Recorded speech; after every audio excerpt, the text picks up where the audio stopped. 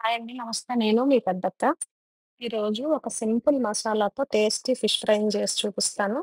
నేను ముందుగా చేపలు తెచ్చిన వెంటనే సాల్ట్ వాటర్‌లో బాగా క్లీన్ చేసిన తర్వాత కొంచెం సాల్ట్, చిల్లీ పౌడర్, నిమ్మరసం వేసి ఫ్రిడ్జ్‌లో పెట్టుకున్నానండి. వాటిని తీసి మరుసటి రోజు ఫ్రై చేస్తున్నాను. కాబట్టి ఇప్పుడు నాకు కావాల్సినంత సాల్ట్, అలాగే ఒక టేబుల్ స్పూన్ వరకు చిల్లీ పౌడర్, ఒక టేబుల్ స్పూన్ వరకు అల్లం వెల్లుల్లి పేస్ట్, ఒక చిన్న స్పూన్‌తో గరం మసాలా, అలాగే కొంచెం ఆయిలు. మీరు నిమ్మరసం కూడా వేసుకోండి ఈ ప్లేస్‌లో.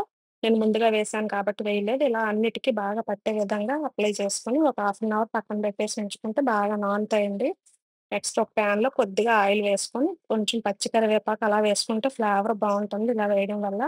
పచ్చి కరివేపాకు వేశాక మనం చేప ముక్కలను ఇలా ఒక్కొక్కటి సర్దిన తర్వాత, మనం మీడియం ఫ్లేమ్‌లోనే పెట్టేసి నెక్స్ట్ మూత పెట్టండి. మూత పెట్టడం వల్ల ఏంటంటే, ఫిష్ పీస్ అనేది మెత్తగా ఉంటుంది. మెత్తగా ఉంటూ వేగుతుందది.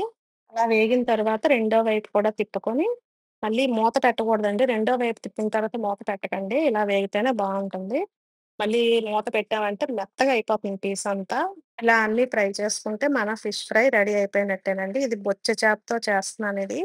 పీసెస్ అనేవి మీకు పల్చగా మార్కెట్ నుంచి కట్ చేసి ఇచ్చారనుకోండి, మూత పెట్టకుండా ఫ్రై చేసుకోవాలి. కొంచెం ఇలా దళసరగా ఉన్న ముక్కలకు మాత్రమే పైన మూత పెడితే చక్కగా కుక్ అయ్యి వేగుతాయి. అంతేనండి. మన సింపుల్ ఫిష్ ఫ్రై రెడీ అయిపోయినట్లే. ఎంత ఈజీగా చేసుకోవచ్చు. బిగినర్స్ కూడా చాలా చక్కగా చేసుకోవచ్చండి. హాస్టల్స్‌లో ఉన్నవాళ్ళైతే అల్లం వెల్లుల్లి పేస్ట్‌లవి బయట నుంచి తెచ్చి చేసుకుంటారండి. అవి అసలు మంచివి కాదు. మనం అక్కడికక్కడే తయారు చేసుకోవాలి. లేదు అంటే అల్లం వెల్లుల్లి పేస్ట్ ఎయ్యకపోయినా పర్లేదండి. Salt, chilli powder, garam masala, నిమ్మరసం ఉంటే చాలు.